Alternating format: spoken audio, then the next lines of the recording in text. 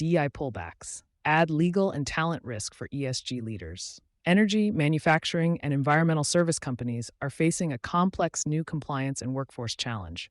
Retreating from diversity, equity, and inclusion (DEI) programs could create more legal, talent, and reputational risks than maintaining them.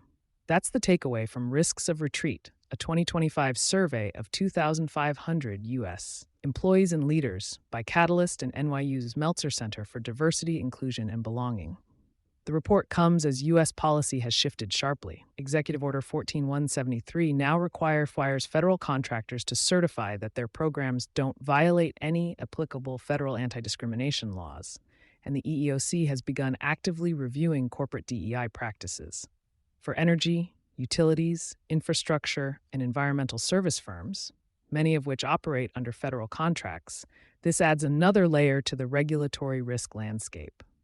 Talent risk in a competitive skills market, Catalyst Meltzer found that 76% of employees are more likely to stay with their employer if DEI programs continue, while 43% would leave if they ended.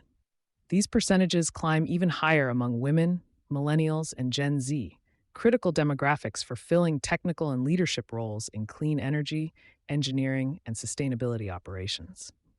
In sectors already competing for a limited pool of engineers, project managers, and skilled trades, the loss of top performers or the disengagement that comes with quiet quitting can slow project timelines, reduce innovation, and raise costs. Legal and compliance pressures. 2/3 of C-suite and legal leaders surveyed believe moving away from DEI increases legal risk, particularly from discrimination claims brought by members of marginalized groups. Federal contractors reported facing nearly twice the rate of DEI-related legal and social threats as non-contractors. This risk calculus parallels environmental compliance. Just as dismantling environmental management systems can lead to regulatory enforcement, dismantling DEI structures can expose companies to litigation and public enforcement actions.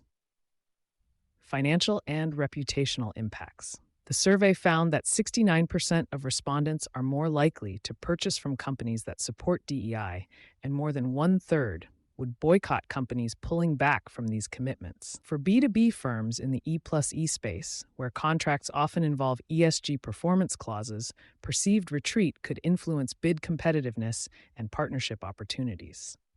Globally, the direction of travel is different. The EU's Gender Balance on Corporate Boards Directive and Pay Transparency Directive are tightening equity mandates, meaning multinational energy and sustainability companies risk brand fragmentation if U.S. operations move in the opposite direction. A refactor, not retreat strategy. The report's authors recommend a 3-part framework to reduce legal exposure while maintaining program impact. Preference. Shift from identity-based quotas to process reforms, e.g., structured interviews, bias training. Protected group, broaden eligibility to anyone committed to the program's goals. Palpable benefit, focus on cultural and environmental improvements that support all employees. For ESG-focused companies, this mirrors the adaptive strategies already used to align operations with environmental regulations in multiple jurisdictions. Refine, document, and measure impact, rather than dismantle systems outright. Bottom line for E+E sectors. Whether your organization builds wind farms, manages hazardous waste, or runs energy efficiency programs, DEI isn't just an HR issue, it's a governance, compliance, and competitiveness issue. Retreating without a plan could jeopardize workforce stability, regulatory standing, and global brand alignment. You've been listening to Sustainability Soundbites presented by E+E Leader. For partnership opportunities, reach out to a member of our team.